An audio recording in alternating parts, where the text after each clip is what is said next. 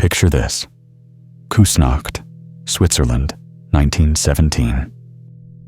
Snow falls outside the windows of a stone house overlooking Lake Zurich.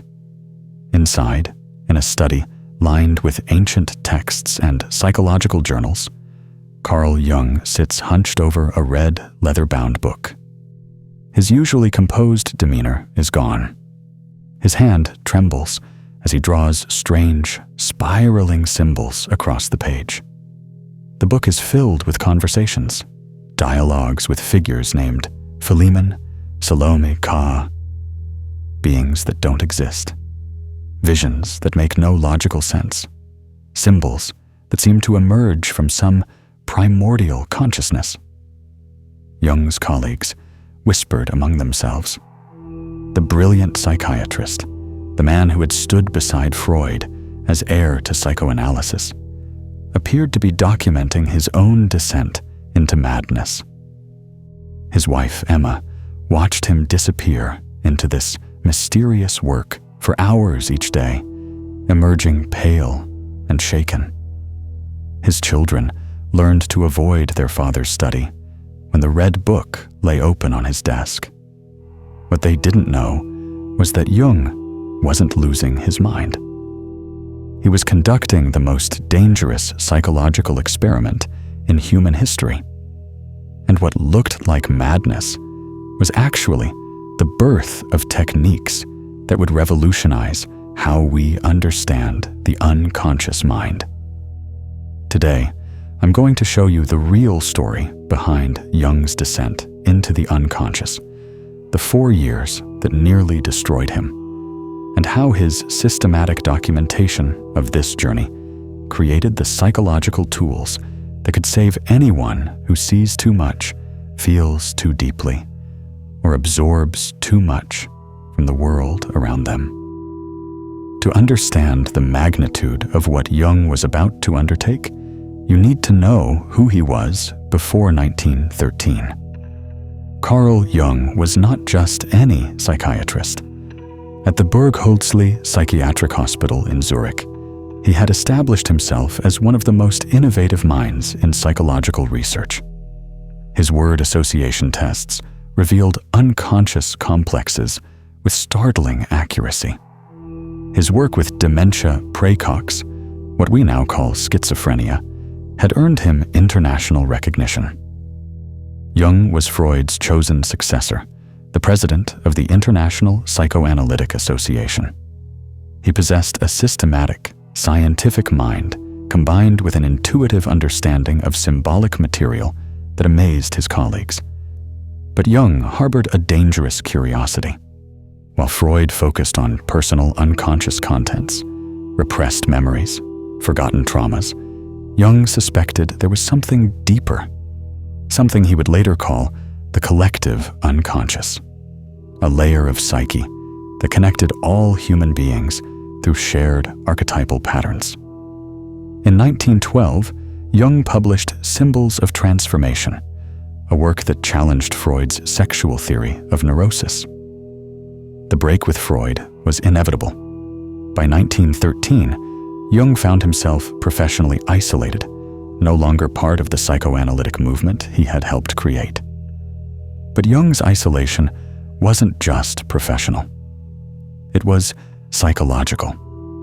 Without the theoretical framework of Freudian psychoanalysis to guide him, Jung felt himself standing at the edge of uncharted psychological territory.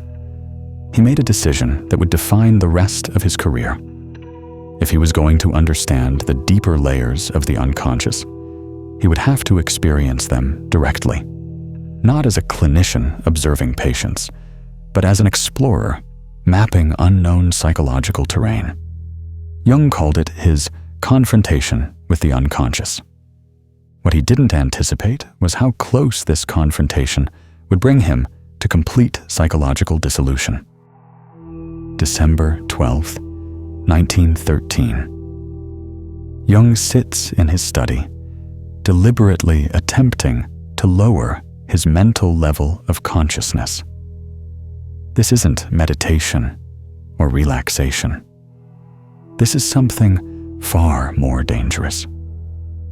Jung had observed that in certain psychological states, in dreams, psychosis, creative inspiration, the usual barriers between conscious and unconscious dissolve. Symbolic material emerges that seems to come from somewhere beyond personal experience. He decided to artificially create this state, to deliberately weaken his ego's control and see what emerged from the depths. In Memories, Dreams, Reflections, Jung describes his method. I let myself drop. Suddenly, it was as though the ground literally gave way beneath my feet, and I plunged down into dark depths. What happened next would challenge everything Jung thought he knew about the mind. Visions began appearing with the clarity of waking experience. Jung found himself in landscapes that felt more real than reality. Subterranean worlds, ancient cities, encounters with figures who spoke to him with autonomous voices. The first figure to appear was Elijah, an Old Testament prophet, accompanied by a blind woman named Salome and a black serpent. These weren't dreams Jung could dismiss upon waking. They were autonomous psychological realities that seemed to exist independently of his conscious will. Jung writes, "The essential thing is to differentiate oneself from these unconscious contents by personifying them, and at the same time, to bring them into relationship with consciousness. But bringing unconscious contents into consciousness without losing your sanity requires extraordinary psychological discipline." Jung was about to discover just how extraordinary. By 1914, Jung's visions had become so complex and autonomous that he began systematic documentation. What started as personal exploration became rigorous psychological research. The Red Book, formally titled Liber Novus, or New Book, represents Jung's attempt to maintain conscious awareness while allowing unconscious contents to express themselves fully. Each page combined Jung's calligraphy, illuminated artwork, and detailed analysis of his visionary experiences. But Jung's method was more sophisticated than passive reception of visions. He developed what he called active imagination, the ability to engage consciously with unconscious figures while maintaining awareness that they were psychological phenomena. Jung would enter into dialogues with these figures. Philemon, who emerged as Jung's primary inner teacher, appeared as an old man with the wings of a kingfisher. Jung writes, "Philemon represented a force which was not myself. In my fantasies, I held conversations with him, and he said things which I had not consciously thought." The danger was immediate and constant. These figures possessed what Jung called autonomous reality. They could challenge Jung's conscious positions, reveal information he didn't consciously know, and even predict future psychological developments. Jung realized he was experiencing what primitive peoples called spirit possession, but from a psychological, rather than supernatural perspective. These autonomous contents represented archetypal patterns from what he began calling the collective unconscious. But Jung's systematic approach was what separated psychological exploration from psychological breakdown. He never lost sight of the fact that these were psychological phenomena. He maintained what he called the transcendent function, the ability to hold conscious and unconscious contents in creative tension without being overwhelmed by either. By 1916, Jung's exploration had reached a critical point. The autonomous figures in his visions were becoming increasingly powerful, their messages increasingly challenging to his conscious worldview. Jung faced what every deep psychological explorer eventually encounters: the risk of identification with unconscious contents. When you dialogue regularly with autonomous psychological figures, when you experience visions that feel more real than ordinary reality, the temptation is to believe you've been chosen for some special mission. Jung called this inflation, the ego's identification with archetypal contents. He observed this pattern in his psychotic patients, but now experienced the pull toward inflation directly. The antidote Jung developed became the foundation of his integration methodology: conscious suffering. Rather than avoiding the tension between conscious and unconscious, Jung learned to hold this tension deliberately. In the Red Book, Jung writes, "The way is not straight, but appears to go round in circles. The way is not simple, but seems to require a great deal of differentiated thought and consciousness." Jung's breakthrough came through what he called ethical confrontation with the shadow. Rather than identifying with the wise figures in his visions, Jung forced himself to acknowledge his own capacity for deception, grandiosity, and self-delusion. This shadow work prevented inflation while allowing Jung to maintain relationship with unconscious contents. He could learn from Philemon without believing he was Philemon. He could receive guidance from archetypal figures without losing his individual identity. What emerged from Jung's 4-year confrontation wasn't just personal insight, but a systematic methodology for psychological integration that could be taught to others. Jung's first breakthrough technique was active imagination itself. Unlike passive dreaming or uncontrolled fantasy, active imagination involves conscious participation in unconscious processes while maintaining ego awareness. The method requires relaxing conscious control enough to allow unconscious contents to emerge, personifying these contents as autonomous figures, engaging in conscious dialogue with these figures, maintaining awareness that this is psychological work, not literal reality. Jung's second innovation was what he called amplification, using mythological, religious, and cultural parallels to understand personal psychological material within collective contexts. This prevented the isolation that comes from believing your psychological experiences are entirely unique. Jung's third technique involved creative expression. The elaborate artwork in the Red Book wasn't decorative, it was functional. By giving visual form to visionary experiences, Jung could examine unconscious contents more objectively. But Jung's most crucial discovery was the transcendent function itself, the psyche's natural tendency to create bridges between conscious and unconscious. Rather than fighting this process or being overwhelmed by it, Jung learned to serve as a conscious facilitator of psychological integration. By 1919, Jung's personal confrontation with the unconscious had yielded practical methods he could apply in clinical work. But Jung faced a professional dilemma. How could he explain techniques derived from what appeared to be his own visionary experiences? Jung's solution was to ground his methods in observable psychological phenomena. The figures he encountered in active imagination, he realized, represented universal psychological patterns, what he called archetypes.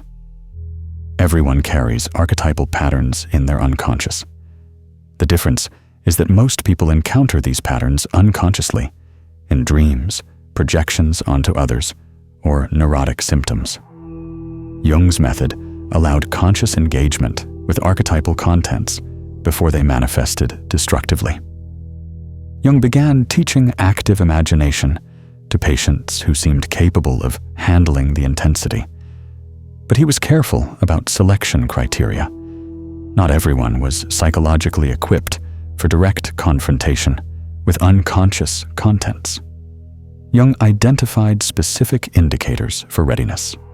First, sufficient ego strength to maintain conscious awareness during altered states. Second, ability to distinguish between psychological and literal reality. Third, willingness to engage with uncomfortable or challenging psychological material. Fourth, capacity for what Jung called ethical responsibility toward unconscious contents. These criteria became the foundation for what Jung called individuation, the lifelong process of conscious relationship with unconscious contents. But Jung never forgot how close his own exploration had brought him to psychological dissolution. In later years, he was careful to warn against casual experimentation with active imagination or deliberate lowering of consciousness.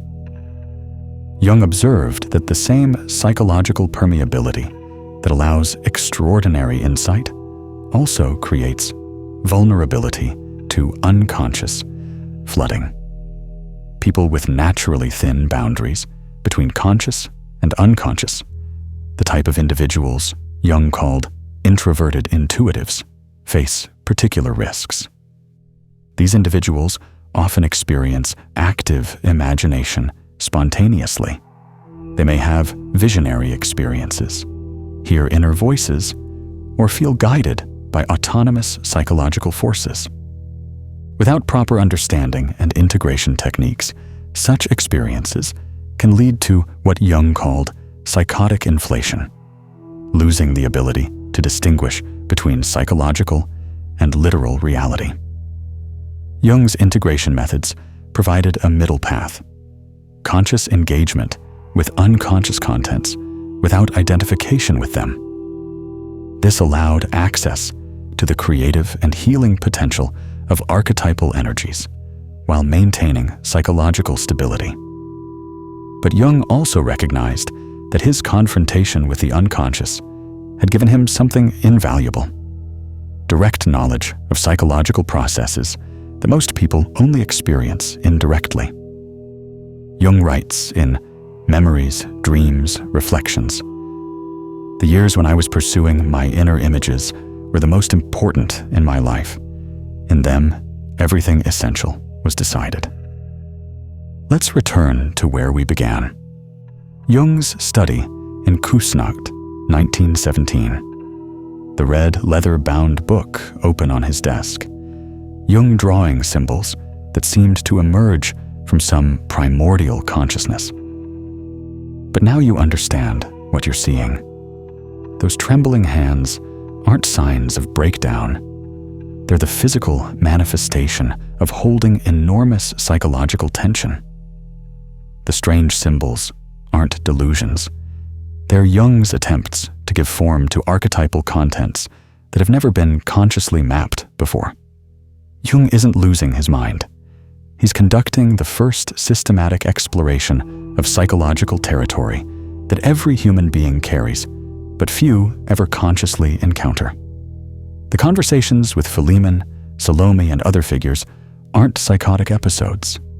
They're the development of active imagination, a technique that would help thousands of people integrate their own unconscious contents without being overwhelmed. The Red Book, which Jung kept private for most of his life, wasn't the record of a psychological breakdown. It was the field notes from the most dangerous and most successful psychological expedition in human history. Jung emerged from his confrontation with the unconscious with something unprecedented: a systematic methodology for psychological integration that could be taught, learned, and applied safely by others. But most importantly, Jung proved something that changed psychology forever. The human psyche contains creative, healing, and transformative potentials that can be accessed consciously without losing sanity or individual identity. The techniques Jung developed during his 4-year descent, active imagination, shadow work, amplification, the transcendent function, became the foundation of depth psychology. They offer a path for anyone who experiences the world too deeply, sees too much, or feels too intensely. Jung's confrontation with the unconscious wasn't madness disguised as method. It was method that looked like madness to observers who couldn't understand the systematic nature of what Jung was undertaking. What looked like the breakdown of Carl Jung was actually the breakthrough that created modern depth psychology.